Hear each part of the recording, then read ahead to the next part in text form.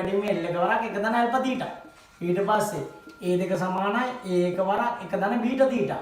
ඊට පස්සේ V දෙක සමානයි V එක වරක් එක ධන ගැමා තීටා. ඔබනේ ප්‍රසාරණ සඳහා ප්‍රසාරණය ඝන ප්‍රසාරණය ද්‍රව ප්‍රසාරණය මේ ඝන ප්‍රසාරණය ඒ කියන්නේ ශේෂඵල ප්‍රසාරණය අර්ග පරිමාණ ප්‍රසාරණය. මේක දිගේ වැඩිවීම රේඛීය ප්‍රසාරණය.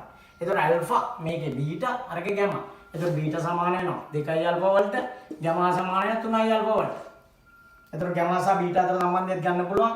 ගැමා සමානයි 3යි ඇල්ෆානේ. ඇල්ෆා වෙනුවට දාතයන් මෙතන බීටා බෙදීම 2යි කියන්නේ. මේක ප්‍රකාශනයෙන් ඇල්ෆා තමයි බීටා බෙදීම 2යි. එහෙනම් ගැමා සමාන වෙනවා 3යි බීටා බෙදීම 2කට. දෙකෙන් 3යි බීටා. ඉතින් ඇල්ෆා බීටා ගමා අතර කවුරුද්දක් එම්මම ආලා තිබුණා අගයන් ටික දීලා ඇල්ෆා බීටා ගමා වල ගියා. එතකොට මේකේ දැන් A දෙක සමානයි අපේ ශේෂඵලය. A දෙක සමානයි A එක වරක් එක ධන බීටා තීටා.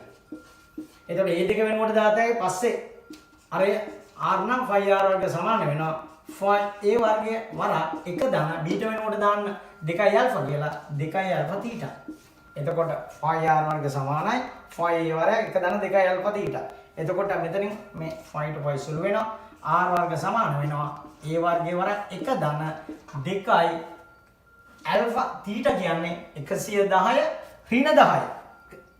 110 ඍණ 10යි. මොකද දීලා තියෙන්නේ 110යි 10 එකක් 110 දක්වා වැඩි කරනවා කියලා. එතකොට එන්නේ එතනට දාන්න 100 කියලා. එතකොට ඔයාලට එනවා R වර්ග සමානයි A වර්ගයේ වරක් එක ධන 200යි alpha කියලා. එතකොට R සමාන වෙනවා A වරක් එක ධන 200යි alpha වල වර්ගමූලයට. R සමාන A වරක් එක ධන 200යි alpha වල වර්ගමූලය. ඒ නිසා නිවැරදි පිළිතුර වෙන්නේ 1. නිවැරදි පිළිතුර වෙන්නේ 1.